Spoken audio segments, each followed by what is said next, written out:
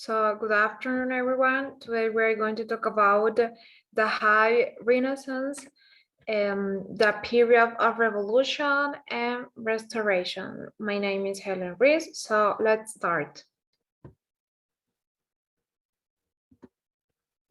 From darkness to light, the Renaissance begins. During the Middle Age, a period that took place between the fall of ancient Rome in 476 AD, at the beginning of the 14th century, Europeans made few advances in the science and art. Also known as the Dark Age, the era is often branded as a time of war, ignorance, famine, and pandemic, such as the Black Death. So now we're going to continue with my partner. Good afternoon, my name is Angie and I'm to talk about humanism. Humanism was the major intellectual movement of the Renaissance in the opinion of the majority of scholars. It began in late 13th century Italy, came to the maturity in the 15th century, and spread to the rest of Europe after the middle of that century. Humanism then became the dominant intellectual movement in Europe in the 16th century. Humanism transcended the difference between the Protestant and Catholic Reformation, as leaders of both religious movements studied and used the ancient Latin and Greek classics. Proponents of humanism believed that a body of learning, humanistic studies, humanators, consisting of the study and imitation of the classical culture of ancient Rome and Greece, will produce a cultural revolt after what they saw as the decadent and barbarous learning of the Middle Ages. Now, I'm continuing with my partner.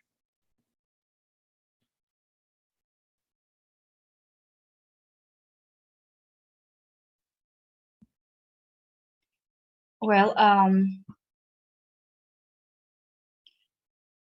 my name is Stephanie Mejia, and I'm going to talk about Medici family. Named synonymous with the Italian Renaissance, the Medici family arose from humble origins to rule Florence, sponsor artists, and dominate Florentine culture for nearly 300 years. Their political contribution to Florence are rivaled, if not exceeded, by their patronage of a few of the Renaissance greatest artists, including Sandro Botticelli and Michelangelo. Florence was home to many Renaissance figures. Men like Michelangelo, Leonardo da Vinci, and Niccolo Machiavelli, all while the city was under Medici administration.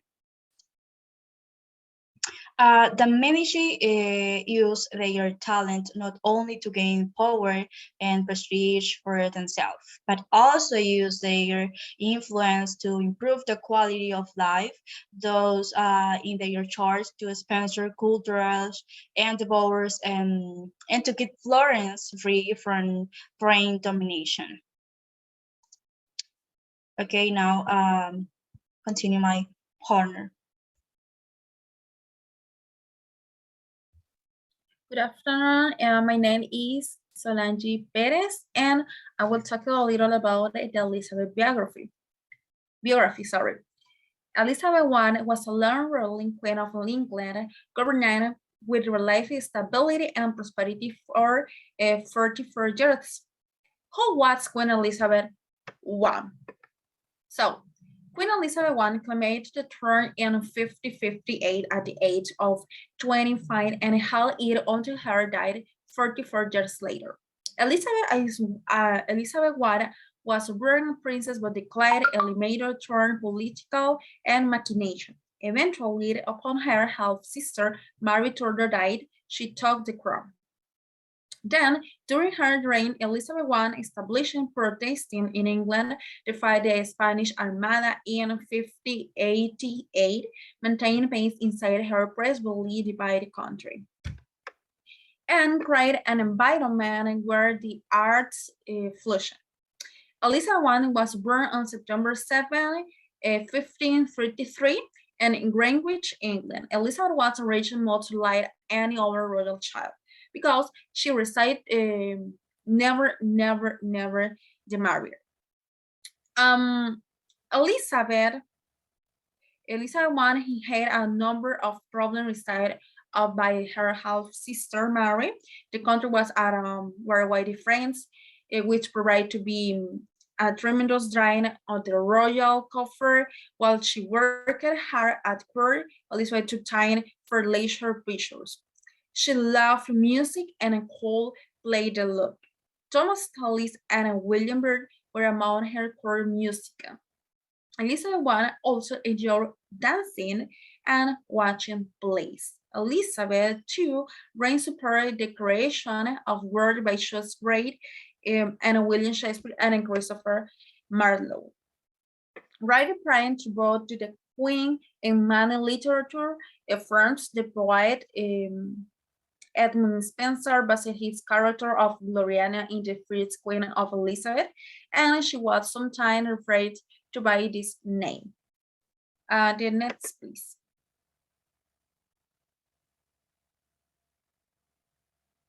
Okay, and I will talk a little about the Elizabeth poverty from its character during this period and their invention. So, the Nature Company, which controlled both publishing, was in corporation in 5057 and Richard Tolls revolution, the relationship between power and public by making liberal poverty, which until then had a circulator only amount, a circle, and Sorry, and Spencer. With the work of Sir Felix Signon and Edmund Spencer Tolls, collaboration standard began to look of finishes. Since then, impediments, the Renaissance new universal man, a court to diplomat, soldier, and power with defense of positive include the first considered account of the state of English later. And let's continue my part.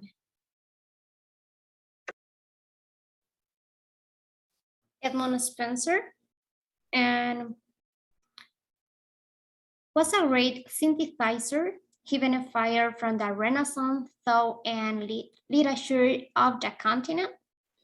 Spencer favored the English Protestant sect and the British chivalric tradition, but he learned ideas even from Catholicism, whom he portrayed as devils in his work. Spencer was born in London, is at once the child of the Renaissance and the Reformation. The Fire Queen, Chipper's Calendar for Hymns are some of their works. The next, please. Thomas More, he was one of the early humanists and the first prose writer of great literature significance. Was born on February 7, 1478 in London. More was a lawyer, a scholar, writer, member of parliament, and English chancellor in the reign of Henry VIII. He was executed for refusing to recognize Henry VIII's divorce and the break of the English church with Rome. In English literature history, Thomas More is not remembered for his contribution to a style, but for the originality of his ideas. His most famous work is Utopia. Utopia has been called the first monument of modern socialism. Christopher Marlowe was an Elizabethan poet and Shakespeare's most important predecessor in English drama, noted especially for the establishment of dramatic blank verse. The tragical history of Dr. Faustus, the Job of Malta, and the Massacre are some of his work. Now continue with my partner.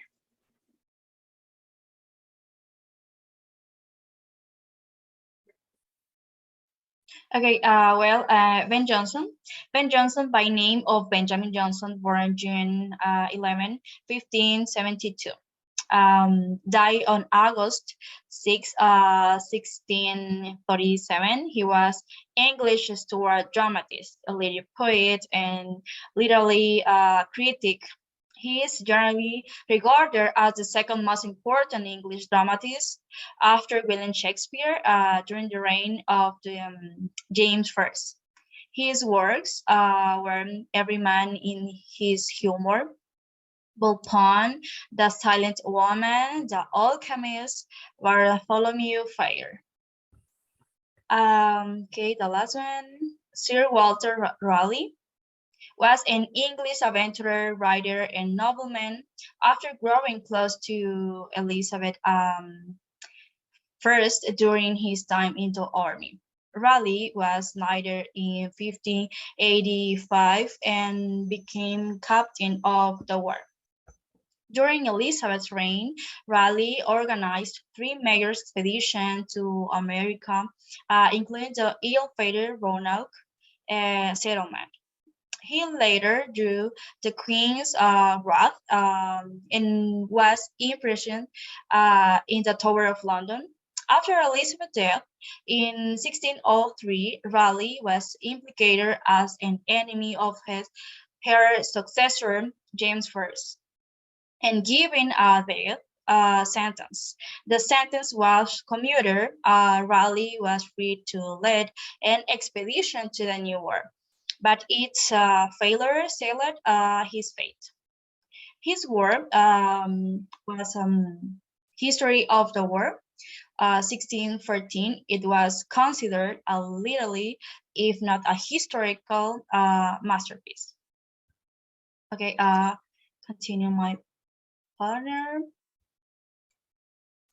Thank you. So now we're going to talk about William Shakespeare. William Shakespeare, April 26, 1564, baptized. April 23, 1616, was an English poet, playwright, and actor regarded as the greatest writer in the English language and the world's preeminent dramatists. So I said baptized because we don't know when exactly was born. So there's no denying the influence that Shakespeare has in the area of English literature. Shakespeare's influence has to expanded from traditional literature and theater to present day movies, Western philosophy, and the English language. And if we talk about that, he had on English language and literature, we should mention the following. One of Shakespeare's most significant contribution is that he introduced a lot of new words on the English language. So the next, please.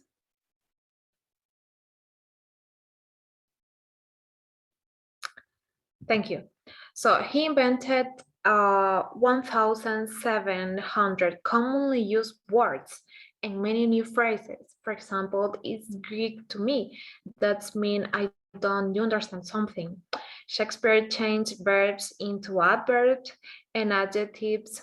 He also added suffixes and prefixes to many words. To be precise, Shakespeare changed many aspects of the English language. Modern writers, novelists, and dramatists are greatly influenced by Shakespeare's plays and writers. And finally, here we have his masterpieces, for example, Romeo and Juliet, The Merchant of Venice, Henry V, Much Ado About Nothing, and Hamlet. In summary, during this period, we see how literature and art marked history forever. So thank you, girls, for your time, and this is all.